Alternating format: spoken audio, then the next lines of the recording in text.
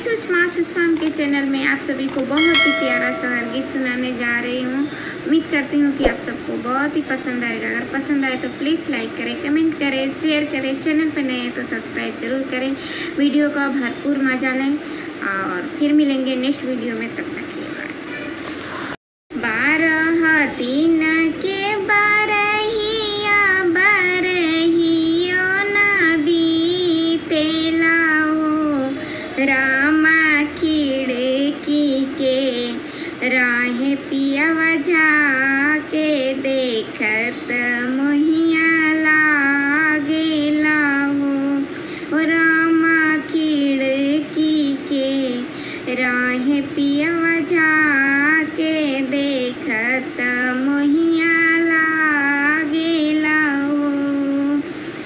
अंगने में बैठली सासु सरब गुनया गर हो, अंगने में बैठनी सासु सरब गुनया गर हो।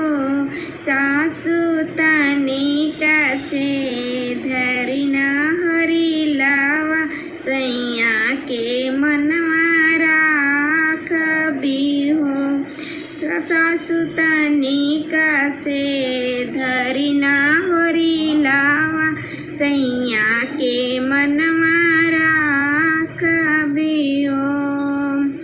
राम रसोईया में गोतिनी सरब गुनया गरी हो, राम रसोईया में गोतिनी सरब गुनया गर हो।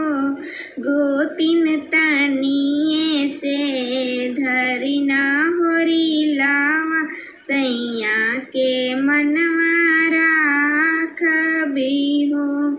गोतिन तनिए से धरी ना होरी लावा सैया के मनवा राखबी हो।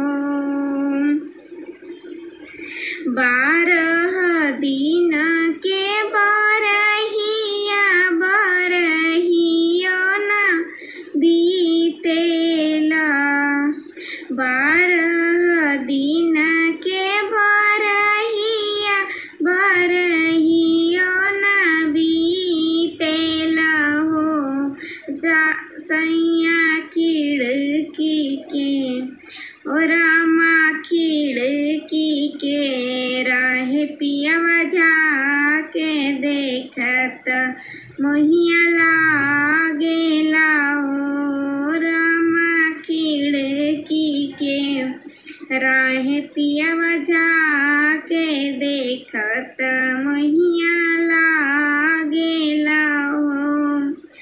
सुपली मौनिया से खेलती नदी सरब गुनया गरी हो। सुपली मौनिया से खेलती नदी सरब गुनया गरी हो। ननद तनिए से धर तू हरी लावा सैया के मनवा राखबी हो।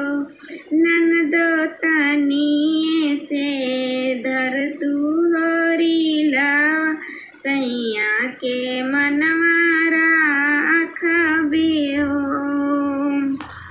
धरब ए भाभी धरब भतीजवा खेलाइब हो, भौजी का देबू बाबू के खेलाई ससुर लेके जाइब हो। भौजी काई देबू बबुआ खेलाई ससुर लेके जाइब हो।